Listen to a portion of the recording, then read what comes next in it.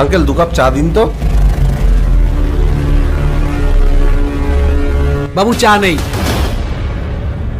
কিন্তু আঙ্কেল উনিও তো চা খাচ্ছেন, আর আপনার এটার মধ্যে তো চা আছে এখনো। না বললাম তো আপনাদের, আপনারা যান এখান থেকে। এই চলো আমরা অন্য কোথাও থেকে চা খেয়ে নিই। আচ্ছা শোনো না, একটা কাজ করি, আমরা না সন্ধ্যাবেলা দেখা করি।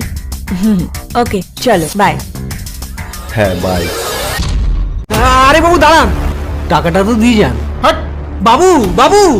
আরে আঙ্কেল, আপনার যখন এত টাকার দরকার আপনি আমাদের চা দিলেন না কেন? আমি আপনাদের কিছু দিতে পারবো না। আরে আঙ্কেল, আপনাকে তো দেখেই মনে হচ্ছে আপনি কিছু লুকোচ্ছেন। আমি তো আপনার ছেলের মতো হই, বলুন। হ্যাঁ তুমি আমার ছেলেরই মতো, কিন্তু তোমার সঙ্গে যে মেয়েটা আছে ও তোমার যোগ্যই না, ওকে তুমি ছেড়ে দাও। আসলে বাবা, তোমার সঙ্গে যে মেয়েটা ছিল ওই মেয়েটার সঙ্গে আমার ছেলের বিয়ে হয়েছিল।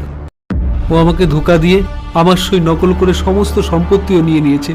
ও ও আমাকে ঘর থেকে বের করে দিয়েছে। সেদিন আমার ছেলেটা কাজের জন্য বাইরে গিয়েছিল, আর না জানি ওই মেয়েটা আমার ছেলেটাকে কি বুঝিয়েছে যে ছেলেটা আমার সঙ্গে দেখাও করতে আসলো না, আমাকে খুঁজলোও না। কি ও বিবাহিত? এজন্যই ও কখনো আমাকে ওর নিজের বাড়িতে নিয়ে যায়নি। ও তোমাকেও ধোঁকা দিয়েছে বাবা। আঙ্কেল, আমি ওর বাড়ি চিনি, আমার মনে হয় আপনার ছেলে ওখানেই থাকে। আপনি আমার সাথে চলুন, তাহলে আপনার ছেলের সাথে আপনার দেখা হয়ে যাবে। তুমি সত্যিই জানো আমার ছেলে কোথায় থাকে? আঙ্কেল, আপনি আমার সাথে চলুন, আপনি খুব ভালো কাজ করেছেন আমাকে এই সত্যি কথাটা জানিয়ে।